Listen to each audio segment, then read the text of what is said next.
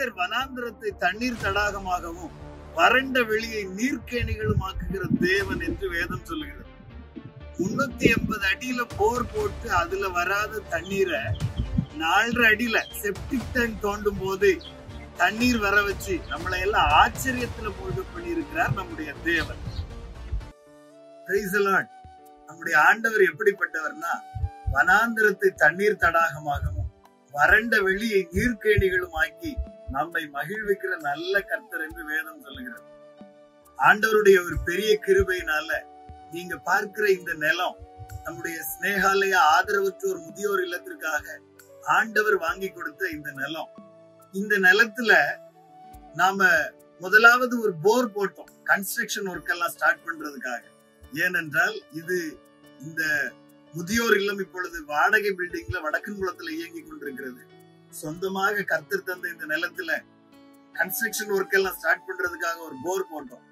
380 அடி போர் போட்டு அதுல தண்ணி இல்லாததுனால போரை கைவிட வேண்டிய ஒரு சூழ்நிலை. மனவேதனையோட இருந்தோம். இருந்தாலும் கன்ஸ்ட்ரக்ஷன் ஒர்க்கை ஸ்டார்ட் பண்ணி ஆக வேண்டிய ஒரு கட்டாய சூழ்நிலை. கன்ஸ்ட்ரக்ஷன் ஒர்க்கை ஸ்டார்ட் பண்ணோம். ஸ்டார்ட் பண்ணி வேலைகள் நடக்க ஆரம்பித்தது. தண்ணீர் மட்டும் விலைக்கு வாங்கி கொண்டிருந்தோம். ஒரு நாளைக்கு 900 ரூபாயில இருந்து 1200 ரூபாய் வரைக்கும் தண்ணீருக்கு மட்டுமே செலவழித்து கொண்டிருந்தோம். என்ன பண்றதுன்னே தெரியல. இந்த வேலை நடந்து கொண்டே இருந்தது. பக்கத்துல இருக்கிற இந்த கிச்சன் வேலை, கிச்சன் மற்றும் ஸ்டோர் ரூம், இந்த வேலை நடந்து கொண்டே இருந்தது. அஸ்திபாரம் வரைக்கும் முடிச்சிருந்தோம். அஸ்திபாரம் வரைக்கும் முடிச்ச பிறகு உள்ள கிராவல் அள்ளி போட்டு ஃபில் பண்றதுக்காக ஜேசிபி வந்தது. ஜேசிபி வரும்போது இந்த கிராவல் எல்லாம் அள்ளி உள்ள போட்டோம். அள்ளி உள்ள போடும் போது நடந்த காரியம் என்னவென்று சொன்னால், இன்ஜினியருக்கு போன் போட்டு கேட்டு ஒரு செப்டிக் டேங்கையும் கையோட தோண்டிருந்தோம்னு சொல்லி செப்டிக் டேங்க் தோண்டணும். செப்டிக் டேங்க் தோண்டும் போது என்ன ஒரு ஆச்சரியம், 4.5 அடியில அது தோண்டும் போது 4.5 அடியிலேயே தண்ணீர் வந்துருச்சு. மிகப்பெரிய ஒரு அற்புதம், மிகப்பெரிய ஒரு ஆசீர்வாதமா விளங்குச்சு. ஆனாலும் இது ஆசீர்வாதம்னு எங்க கண்ணுக்கு தெரியல. நாங்க ஏதோ பக்கத்துல இருந்து தண்ணீர் வருது போல நினைச்சிட்டு அமைதியா அதை விட்டுட்டோம். அன்னைக்கு பார்த்து தண்ணீர் தீந்துருச்சு. வேலைக்கு தண்ணீர் இல்லாததுனால என்ன பண்றதுங்கிற ஒரு பெரிய கலக்கத்தோட கவலையோட இருந்துகிட்டு இருந்தோம். வேலை செய்யற அண்ணமாரும் இனி மத்தியானத்துக்கு மேல வேலை செய்ய முடியாதுன்னு சொல்லும் போது, இதுல தண்ணீர் வந்திருக்குது, என்ன தண்ணீரா இருந்தா நம்ம எடுத்து இதை பயன்படுத்துவோம்னு சொல்லிட்டு பயன்படுத்தணும். என்ன ஒரு ஆச்சரியம் தெரியுமா, அத ஃபுல்லா டோட்டலா காலி பண்ணிட்டோம். காலி பண்ணி முடிச்ச பிறகும் நடந்த அற்புதம் என்னன்னா, அது ஒரு நீரூற்றாக அதை நாங்க கண்டுபிடிச்சோம். உள்ள இருந்து கொப்பளித்து கொண்டு நீரூற்று உள்ள இருந்து வந்து கொண்டே இருப்பத நாங்க பார்த்தோம். பெரிய பிரமிப்பாயிருச்சு. எல்லாரும் சொன்னாங்க, பக்கத்து தோட்டத்துல இருந்து ஏதாவது கசியும் அப்படின்னு. பக்கத்து தோட்டத்துல எல்லாம் சொட்டு நீர் பாசனம் தான் போட்டிருக்கிறாங்க. அங்க இருந்து இங்க வர்றதுக்கு வாய்ப்பு இல்லை. ஏன்னு சொன்னா நீரூற்று வந்தது இந்த பக்கத்துல இருந்து. இந்த பக்கம் நீங்க பாக்குறது போல வனாந்திரமான வெளி. ஏதாவது ஒரு தோட்டத்துல இருந்து வர்றதுன்னா கூட பல மீட்டருக்கு அந்த பக்கம் இருக்குது. ஏகதேசம் அளந்து பார்த்து ஒரு 500 மீட்டருக்கு அந்த பக்கம், 1/2 கிலோமீட்டருக்கு அந்த பக்கம் இருக்குது. என்னப்பா இது, என்ன அற்புதமா அதிசயமான்னு சொல்லிட்டு யோசிச்சுட்டு இருக்கும் பொழுது மறுநாள் காலையில பார்த்தேன். அந்த வீடியோ கூட நீங்க பாக்கலாம். மறுநாள் காலையில பாக்குறேன், அதே அளவு தண்ணி மறுபடியும் கட்டி இருக்கு. அதுக்கு அடுத்த நாள் பாக்குறேன், அப்பவும் தண்ணீர் அதே அளவுக்கு நிற்கிறது. தண்ணீரை எடுத்த பிறகு ஒரு மாசம் அப்படியே விட்டுட்டோம். ஒரு மாசம் விட்டுட்டு அதுக்கப்புறமாயிட்டு என்ன பண்ணோம் அப்படின்னா, இந்த கிடங்க ஒரு 4 அடி இன்னும் தாத்தோம். தாத்த பிறகு என்ன நடந்துச்சு தெரியுமா, பெரிய அற்புதம், ஆண்டவருடைய தயவு. இதுல இருந்து இன்னும் ஒரு 2 நீரூற்று கிடைக்க ஆரம்பிச்சது. அந்த நீரூற்றுகளும் வர ஆரம்பித்து எங்களுக்கு ஒரு பெரிய பிரமிப்பை, ஆச்சரியத்தை ஏற்படுத்துச்சு.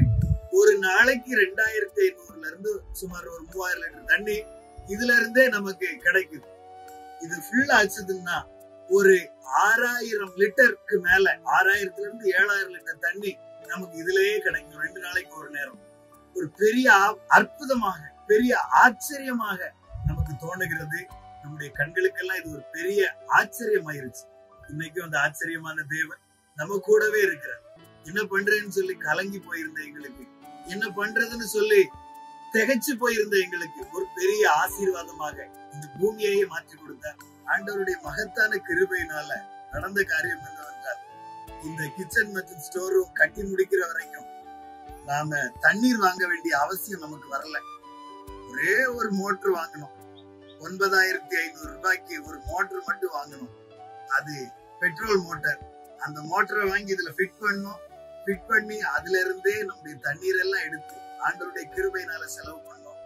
பில்டிங்கை கட்டி முடிச்சிட்டோம். இப்போ பிரதான கட்டிடத்திற்கான வேலைகள் நடந்து கொண்டிருக்கிறது. அப்போ நமக்கு இன்னும் கூடுதலா தண்ணி செலவழியும். என்ன செய்யறது அப்படின்னு யோசிச்சோம். இன்னொரு போர் போடுவோமான்னு யோசிச்சுட்டு இருக்கும் பொழுது இன்ஜினியர் சார் சொன்னாங்க, அந்த போர்ல ஏதோ தண்ணி கிடக்குது, கல்லு தூக்கி போட்டா ஏதோ தண்ணி சத்தம் கேட்குது, அதுல இறக்கி பார்ப்போம் அப்படின்னு சொல்லிட்டு சொன்னாங்க. நாங்க அதுலயும் மோட்டரை இறக்குறதுக்காக பிளான் பண்ணி ஆட்களை விட்டு மோட்டரை உள்ள இறக்கணும். 380 அடி போர், 280 அடி வரைக்கும் அந்த மோட்டர் தண்ணியிலேயே டச் ஆகல. கொஞ்சம் அச்சமா இருந்துச்சு, கொஞ்சம் பயமா இருந்தது. வெறும் 100 அடி தான், 100 அடி தண்ணி தான் இப்பொழுது கிடக்குது. இது நமக்கு சப்ளை இருக்குமா இருக்காதா எங்களுக்கே குழப்பமா இருந்தது. இருந்தாலும் அந்த மோட்டரை உள்ள இறக்கணும். நடந்த அற்புதம் என்ன தெரியுமா? இன்ஜினியர் சார் சொன்னாங்க, ஒரு 15 நிமிஷம் ஓடுனா கூட போதும் சார் அப்படின்னாங்க. நாங்க பிரேயரோட இருந்தோம், ஓட்டி பார்த்தோம். 15 நிமிஷம் இல்ல, 20 நிமிஷம் இல்ல, அரை மணி நேரம் இல்ல, 1 மணி நேரம் இல்ல, 1.5 மணி நேரம் இல்ல, 2 மணி நேரம் இதுலயே நின்று ஓட்டி பார்த்தேன். ஆண்டவருடைய பெரிய தயவுனால தண்ணீர் வந்து கொண்டே இருந்தது. ஆண்டவருடைய கிருபை, இரக்கம். அந்த மோட்டர் ஃபிட் பண்ண நாள்ல இருந்து இது வரைக்கும் போட்டு விட்டா அது ட்ரை ஆகி நாங்க பார்க்கவே இல்லை. தண்ணி வந்துகிட்டே இருக்கு. அதே போல அந்த போரையும் ஆசீர்வதிச்சு கொடுத்தாங்க. இப்போ இந்த வனாந்திரத்துல, இந்த வறண்ட வெளியில, இந்த இடத்துல நீங்க பாக்குறபடி நமக்கு 2 நீரூற்றுகளை நமக்கு கட்டளையிட்டாருன்னு சொன்னா எவ்வளவு பெரிய தேவன். எனக்கு தெரிஞ்சு இந்த கிணறுன்னா நீங்க நினைக்கிற மாதிரி பெரிய கிணறு நினைச்சிடாதீங்க. 4 அடியிலே தண்ணி வந்துருச்சு. கூட 4 அடி தாத்து இப்போ ஒரு 8 அடியில ஒரு கிணறு.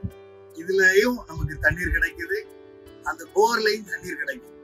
இப்படி நம்முடைய ஊழியத்தை ஆசீர்வதிச்சு தேவன் கிருபையா நடத்திட்டு இருக்கிறார். ஆண்டவருக்கே எல்லா புகழும் உண்டாகட்டும். உங்க வாழ்க்கையில இருக்கிற வனாந்திர மறையும், அவாந்திர வெளி மறையும், வாழ்க்கையில நீரூற்றுகளை பார்ப்பீங்க. God bless you all.